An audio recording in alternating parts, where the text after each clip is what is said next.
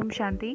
कई बार हमारी लाइफ में ऐसी सिचुएशंस आती हैं, बहुत डिफ़िकल्ट सिचुएशंस, क्रिटिकल सिचुएशंस, जिनको देख के हमें लगता है कि ऐसा नहीं होना चाहिए था, या फिर ऐसा भी हो सकता है। क्या सोचा कुछ और था और हुआ कुछ और।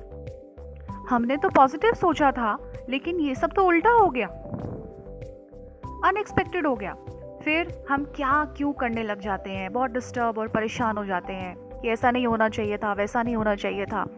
बहुत सारे उलझनों में उलझ जाते हैं और उससे बाहर नहीं निकल पाते। अब ऐसा हुआ क्यों? क्या ये होना चाहिए था या नहीं होना चाहिए था, इसको इस बात से समझेंगे। एक एग्जाम्पल आपके सामने हम रखेंगे। मान लीजिए आपको एक टारगेट तक पहुंचना है, एक यात्रा को तय करना है। आपका जो स्टार्टिंग पॉइंट है और जो आपका डेस्टिनेशन है, उसके बीच में 5 दरवाज़ों को आपको क्रॉस करना है। आपने अपने सफ़र को तय किया और आपका इनिशियल पावर फैक्टर मान लीजिए 10 है, और टारगेट को अचीव करने के लिए जो पावर फैक्टर चाहिए मान लीजिए वो 50 है। अब गैप देखिए कितना है। पावर फैक्टर प्रेजेंट में मेरा 10 है, इंटरनल पावर फैक्टर, और जो डेस्टिनेशन को मेरे को अचीव करना है उसका पावर फैक्टर 50 है। गैप 40 का है। और साथ ही जो आपकी यात्रा है, जिस डेस्टिनेशन तक आपको पहुंचना है, उसके बीच में 5 दरवाज़ों को आपको क्रॉस करना है। अब इसमें 2 रिक्वायरमेंट्स आ गई कि इस यात्रा को तय करते हुए एक तो आपको 5 दरवाज़ों को भी क्रॉस करना है, और साथ साथ अपने पावर फैक्टर को भी आपको बूस्टअप 50 तक करना ही पड़ेगा। इसलिए जब आप कोई भी टारगेट को अचीव करने के लिए मेहनत करते हो, तो ये कुदरत कुछ सीरीज ऑफ इवेंट्स आपके लिए डिज़ाइन करती है, आपके सामने लेकर आती है। अब स्टार्टिंग पॉइंट से हमने यात्रा को शुरू किया, पहले दरवाजे पर पहुंचे, पहला दरवाज़ा खुल गया, आपने क्रॉस कर दिया और आपने सोचा कि वाह, सब कुछ बहुत अच्छा चल रहा है, जैसे मैंने प्लान किया था बिल्कुल वैसा ही चल रहा है। आपने पहले दरवाजे को क्रॉस कर लिया, फिर आप दूसरे दरवाजे पर पहुंचे, वो दरवाज़ा भी खुल गया और आप और भी बहुत खुश हो गए कि वाह, दूसरा दरवाज़ा भी मैंने क्रॉस कर लिया, जैसा मैं सोच रहा था बिल्कुल वैसा ही हो रहा है। अभी तक मेरा पावर फैक्टर 10 है।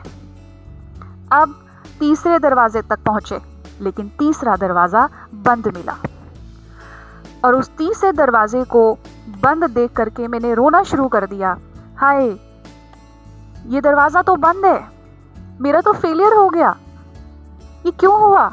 ऐसा नहीं होना चाहिए था, ये दरवाजे को खुल जाना चाहिए था, ऐसा नहीं होना चाहिए था।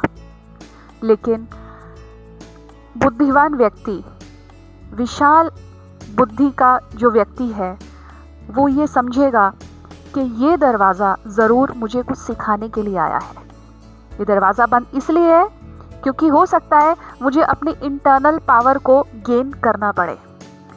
शायद मुझे इसमें सफरिंग भी झेलनी पड़ सकती है, अपनी टॉलरेंस पावर को भी बढ़ाना पड़ सकता है, अपनी पेशेंस पावर को भी बढ़ाना पड़ सकता है।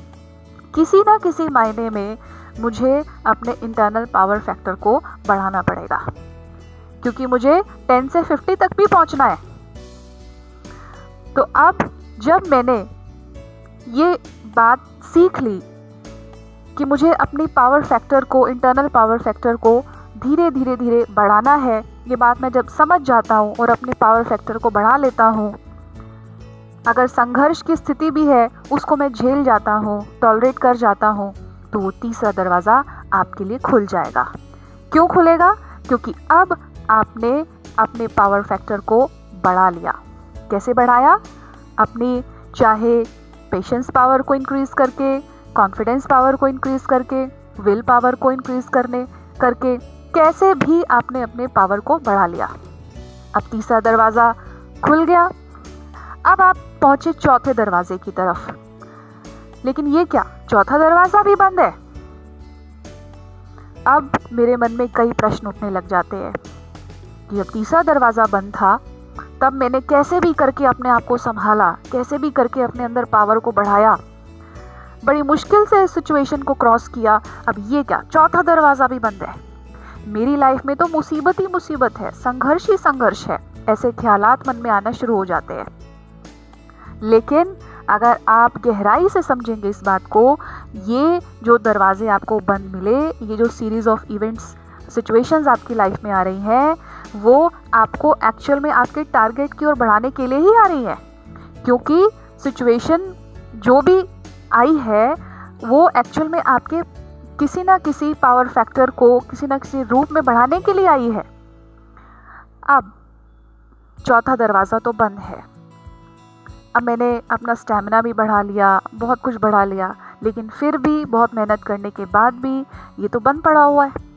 कई बार क्या होता है, जब हमारी लाइफ में कोई ऐसी सिचुएशन आती है जिसे हम क्रॉस नहीं कर पा रहे, तो हमें कई बार दुआओं की आवश्यकता होती है। तो आप ऐसे मौके पर दुआएं लीजिए, दुआ दीजिए और दुआएं लीजिए भी।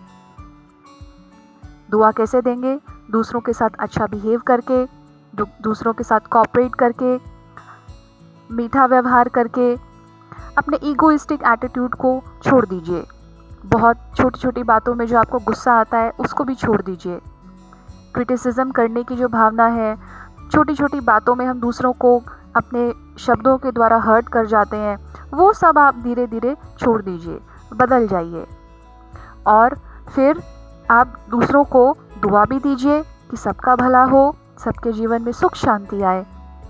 और जैसे ही आपके बिहेवियर में चेंज आएगा तो लोग भी आपको देखेंगे कि अरे ये तो बदल गया। वो लोग भी आपको एक पॉजिटिव दृष्टिकोण से देखना शुरू कर देंगे। तो जब आप दुआ देंगे, दुआ लेंगे, तो चौथा दरवाज़ा भी आपके लिए खुल जाएगा। अब आपने क्या सीख लिया? दूसरों को दुआ देना सीख लिया है। अपने अंदर जो इविल्स हैं, जो हमें तंग करते हैं ईगो के रूप में, एंगर के रूप में, जेलसी के रूप में, कंपैरिजन के रूप में, उन चीज़ों को भी आपने धीरे धीरे धीरे ख़त्म किया, उसको आपने ओवरकम कर लिया। तो एज अ गिफ्ट आपको कुदरत चौथा दरवाज़ा खोल देगी। अब पहुँचे पांचवें दरवाजे की ओर, तो वो आपका पहले ही खुला हुआ था।